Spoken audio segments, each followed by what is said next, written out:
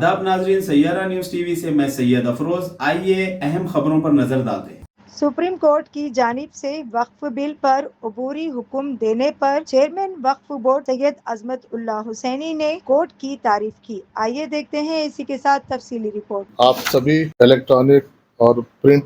Media के उर्दू और तेलुगु सभी सहाफ़ियों का, रिपोर्टर्स का, आप सबका यहाँ पर मैं आज के इस प्रेस ब्रीफिंग में वक्फ बोर्ड की जानिब से मैं आप सबका इस्तकबाल करता हूँ, यहाँ पे खुशामदीद करता हूँ। आज बहुत अहम मौजू पे, जिसका सभी लोगों को बहुत दिन से एक बेचैनी से इंतज़ार था, वक्फ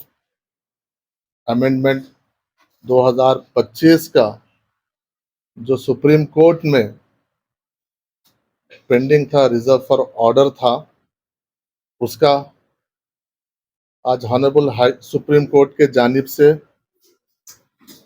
इंटीरिम ऑर्डर आया है सुबह में। यकीनन आप सब लोग जानते हैं, तेलंगाना वक्फ बोर्ड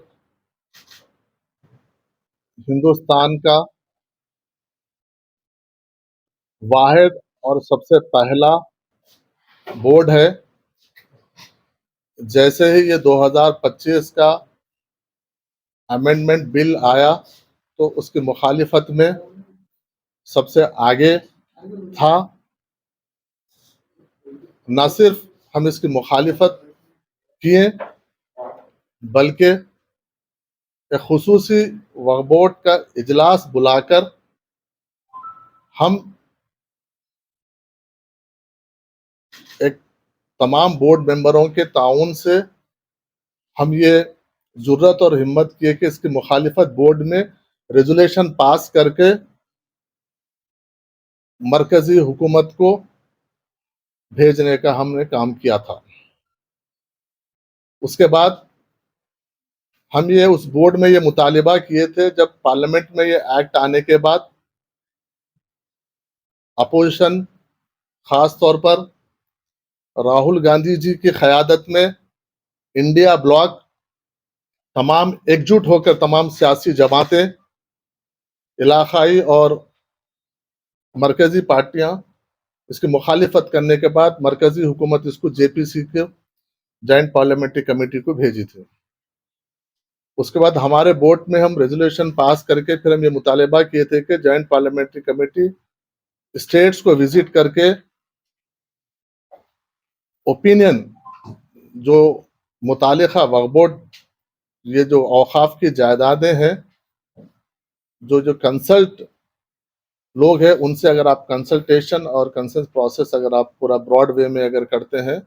तो बेहतर रहेगा इसका नताइज। उसके बाद आप फैसला कीजिए। उसके बाद फिर जेपीसी पूरे स्टेटों का दौरा की और फिर हमको तेलंगाना वक्फ बोर्ड को वो लोग जेपीसी में बुलाए, तो हम लोग हमारे नुमाइंदे पूरे मेंबरों के साथ हम जाकर वहाँ पे हमारे जो ऑब्जेक्शंस थे हम जेपीसी के सामने रखे और जेपीसी एक ब्रॉडली जो भी एक्सरसाइज था उनका, वो किसी के फेवर में था, अगेंस्ट था, वो बात अलग है, लेकिन वो फिर वो पार्लियामेंट को सबमिट करके पार्लियामेंट में ये बिल पास, काला कानून जो वक्फ अमेंडमेंट था उसको पास किए, जिसके हम सब लोग ने पुरजोर, न सिर्फ वक्फ बोर्ड, तमाम जमातें, तमाम तंजीमें, सब लोग, उलमाए मशाइखीन, सब लोग इसको आगे आके इसकी मुखालिफत करे, एहतजाज करे। उसके बाद फिर ये अमेंडमेंट एक्ट सुप्रीम कोर्ट में गया। इसमें भी बहुत सारे लोग इसमें अपनी तरफ से सुप्रीम कोर्ट में गए, तंजीमें गए, बोर्ड्स गए, मुस्लिम पर्सनल लॉ बोर्ड गया, सब लोग इनफरादी तौर पर भी गए और अलग अलग तंजीमों के और अलग अलग जमातों की जानिब से भी जाने का काम किया। तो ऑनरेबल सुप्रीम कोर्ट जो तफसील से इसको सुनने के बाद आज उनका एक फैसला, रिजर्व फॉर ऑर्डर के बाद आज फैसला आया था, जिसमें हम लोग जो, मैं सबसे पहले वक्फ बोर्ड की जानिब से और मेरी इनफरादी जानिब से मैं सुप्रीम कोर्ट का शुक्रिया अदा करता हूं कि जो इस मुल्क के अक़लियतें जो अदलिया के ऊपर, जो दस्तूर के ऊपर जो भरोसा है, पहले कायम भरोसा था, है और रहेगा, और इस अदलिया के भरोसे को कायम रखते हुए जो फैसला आज सुनाए हैं, यकीनन कुछ चीजें जो हम ऑब्जेक्शंस रेस किए थे, जिसमें कलेक्टर्स के पावर्स को लेके होने दीजिए, चाहे वो वक्फ बाय यूजर को लेके होने दीजिए, चाहे वो लिमिटेशन एक्ट को होने के दीजिए, और जो बोर्ड्स में जो नॉन मुस्लिम्स मेंबर को जो लाने की बात है, इन सब तमाम चीजों के ऊपर हमने ऑब्जेक्शंस रेस किए थे, जिसको सुप्रीम कोर्ट ने यकीनन कुछ चीजों को हमारे जो लोग जो कोर्ट में जो आर्गुमेंट्स हुए उसके ऊपर अग्री करते हुए, एक तो मैं समझता हूँ तेलंगाना वक्फ बोर्ड की और तमाम लोगों की एक काविशों से ये कामयाबी मिली कि जो कलेक्टर्स को जो पावर्स थे, क्योंकि हमारी जो वक्फ के जायदादों की जो असल लड़ाई है वो लोकल एडमिनिस्ट्रेशन से है। हमारे मैक्सिमम ज्यादा से ज्यादा जो हमारे जो मैटर्स है वो रेवेन्यूज और कलेक्टर के पास हमारे डिस्प्यूटेड है। तो वो अगर कलेक्टर को इसमें अगर हम, क्योंकि अगर इसमें हम तेलंगाना की मिसाल लेते हैं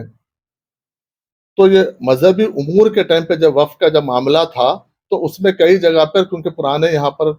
मुस्लिम रूलर्स थे, तो जब ये इसको फिर एंडोनमेंट में लिया गया तो कई जगह पर सरकार बोल के लिखा गया था। सरकार बोल के लिखा गया तो उसको फिर आज के लोग उसको सरकारी बना के उसको कहने के, तो हमारा जो असल लड़ाई थी वो हमारे डिस्ट्रिक्ट कलेक्टर्स की थी। तो वहां पर कलेक्टर्स अगर हमारे मुंसिफ भी वही रहेंगे और मुद्दई भी वही रहेंगे तो हमको इंसाफ नहीं मिलेगा। इसके ऊपर हम बहुत गहरी लड़ाई लड़े। अल्हम्दुलिल्लाह, अल्लाह का शुक्र है कि सुप्रीम कोर्ट उसको स्टे कर दिया उसको, कि आप जो जुडिशरी है, आप जुडिशरी और वक्फ ट्रिब्यूनल के जरिए आइए, टाइटल डिसाइड ट्रिब्यूनल करेगा, ट्रिब्यूनल और बोर्ड जो करेगा उसको सिर्फ कलेक्टर्स एग्जीक्यूटिंग अथॉरिटी रहेगी। वो बहुत बड़ा बोर्ड के और ये औकाफ के जायदादों के हक में फैसला गया है। उसके बाद जहां तक नॉन मुस्लिम्स को बोर्ड में हमने ये बोला था कि जैसा दूसरे मजहब के बोर्ड्स में या फिर एंडोनमेंट्स में हो किसी और, या क्रिश्चियन उसमें उनके जो सोसाइटीज होते हैं वहां पे मुस्लिम्स को कोई, किसी का नॉन कम्युनिटी के लोगों को कोई इंक्लूड नहीं था, तो यहाँ पर हम भी यही हमारा ऑब्जेक्शन था। तो उसको भी सुप्रीम कोर्ट ने जो जो उसका जो नंबर्स थे उसको नंबर्स को कम करते हुए एक्स ऑफिशियो मेंबर को भी इंक्लूड करते हुए 4 से 3 का प्रोविजन सुप्रीम कोर्ट ने दिया है। तो उसके लिए भी हम आगे क्योंकि मैं अदलिया का यहाँ के आप तमाम के जरिए मैं शुक्रिया अदा करना चाहता हूँ कि ये हमारी डेमोक्रेसी की और अदलिया की ये हमारा ये ताकत है कि अदलिया ने अभी भी अपने दरवाजे खुले रखे हैं। हम अभी भी ये जो कंपोजिशन ऑफ बोर्ड जो नॉन मुस्लिम्स का है, इसके ऊपर हम सुप्रीम कोर्ट से हम जाएंगे, सुप्रीम कोर्ट में इसके ऊपर फिर हम आर्ग्यू करेंगे। सुप्रीम कोर्ट क्योंकि इंटरम ऑर्डर है, फुल ऑर्डर नहीं है ये, इसके ऊपर हम जाएंगे, उसके ऊपर हम लीगल एक्सपर्ट से बात करेंगे, तमाम मजहबी और सोशल ऑर्गेनाइजेशन से हम बात करेंगे, सियासी जमातों से बात करेंगे, बात करके इसके ऊपर हम हमारे पॉलिटिकल पार्टीज से बात करेंगे, इसके ऊपर क्या हमारा स्टैंड रहेगा, फिर फर्दर हम सुप्रीम कोर्ट को जाएंगे। उसके साथ साथ जो वक्फ बाय यूजर है, वक्फ बाय जो अहम मसला था, क्योंकि बहुत सारे औकाफी जायदादें रजिस्टर्ड अनरजिस्टर्ड का मसला था, तो वक्फ बाय यूजर के लिए भी सुप्रीम कोर्ट ने यह रिलीफ दिया है कि जो ऑलरेडी रजिस्टर्ड है जायदाद है उसको कोई डिस्टर्ब नहीं होगा, लेकिन जो रजिस्टर्ड नहीं है उसको टाइटल जब तक डिसाइड नहीं होगा, टाइटल होने तक उसको आपके डॉक्यूमेंट्स में, आपके रिकॉर्ड में कोई किसी किस्म की तब्दीली आप नहीं ला सकते एडमिनिस्ट्रेटिव लेवल पे। इसलिए उसके साथ साथ मैं आपके जरिए में तमाम मुतवलियान को, मस्जिद कमेटी के लोगों को, जो भी वक्फ बाय यूजर जो रजिस्टर्ड अभी तक प्रॉपर्टीज नहीं करवाए हैं, आप लोग इसको रजिस्टर्ड करवाइए। इसमें आपको पूरा बोर्ड में बैठकर आपके किस तरीके से हम इसमें मदद कर सकते हैं, हम आपको एक एक्शन प्लान के जरिए हम आपके सामने फिर आएंगे। लेकिन हम आपसे अपील कर रहे हैं कि आप लोग जल्द से जल्द इसको रजिस्टर, क्योंकि जो रजिस्टर्ड है तो टाइटल है, टाइटल के बाद ही उसको उसके ऊपर आगे का उसके ऊपर डिसाइड होगा। ये 2-3 अहम बातें थे। उसके साथ साथ जो ट्रिब्यूनल का एक हो गया, वक्फ बाय यूजर का भी एक हो गया, और ये आपको कलेक्टर्स के पावर्स का एक है। और जो और एक अहम हमारी जीत ये हुई कि जो 5 साल अगर वाकिफ तो वाकिफ अपनी प्रॉपर्टी को वक्फ करना चाहता है, तो उसके लिए जो वो लोग जो एक अहम शराइत रखे थे कि 5 साल प्रैक्टिसिंग मुस्लिम होना चाहिए। उसके ऊपर हम लोग सब लोग कोर्ट में बहुत सख्ती से इसके ऊपर एतराज किए हैं, क्योंकि ये एक आस्था का एक अपने यकीन का अकीदे का मामला है। वो उसके ऊपर आप किसी के आप प्रैक्टिसिंग मुस्लिम बोल के कंडीशन नहीं रख सकते। इसको कौन डिफाइन क्या है, मतलब कौन करेगा कि प्रैक्टिसिंग मुस्लिम नॉन प्रैक्टिसिंग मुस्लिम। तो ये एक बहुत बड़ी रुकावट मरकजी हुकूमत करने की कोशिश कर रही थी कि वक्फ बोर्ड को किस तरीके से जो लोग वाकिफ है जो वक्फ करना चाहते हैं उनको किस तरीके से रोका जाए। एक साजिश थी। साजिश को आज सुप्रीम कोर्ट ने उसको नकार दिया, उसको खारिज कर दिया कि ये आप डिफाइन नहीं कर सकते। इसको आप स्टेट गवर्नमेंट इसके ऊपर रूल्स फ्रेम करना है। फ्रेम करने के बाद आप उसको एग्जीक्यूट कीजिए, तब तक आप उसको नहीं कर सकते। ये भी मैं समझता हूँ एक बड़ी कामयाबी है, क्योंकि कोई भी अपने अपने आस्था अपने अकीदे के साथ कहीं पर भी डोनेट कर सकता है। अगर आप ये प्रोविजन हमारे पास रख रहे हैं तो आप दूसरे भी, आप एनवायरमेंट में हो चाहे क्रिश्चियन में हो, आप उसमें आप वहां पर भी रख सकते हैं। तो वहां पर ऐसा कोई क्लॉज नहीं है। तो इसलिए इसको सुप्रीम कोर्ट ने हमारी आर्गुमेंट्स थे, जो लोग आर्गुमेंट किए हैं, उन तमाम लोगों को उसने सही ठहरा करके इसको वो बर्खास्त कर दिया। उसके साथ साथ जहां तक हमारा एक ऑब्जेक्शन था कि सीओ से रिलेटेड एक ऑब्जेक्शन था कि भाई आप है सो, क्योंकि नॉन अवेलेबिलिटी मुस्लिम ऑफिसर्स नहीं है, आप डिप्टी सेक्रेटरी हमारा रहना चाहिए, क्योंकि हमारे पास ऑफिसर्स की तंगी है। और नॉन मुस्लिम्स को आपसे, क्योंकि दूसरे एंडोनमेंट में और दूसरी जगह पर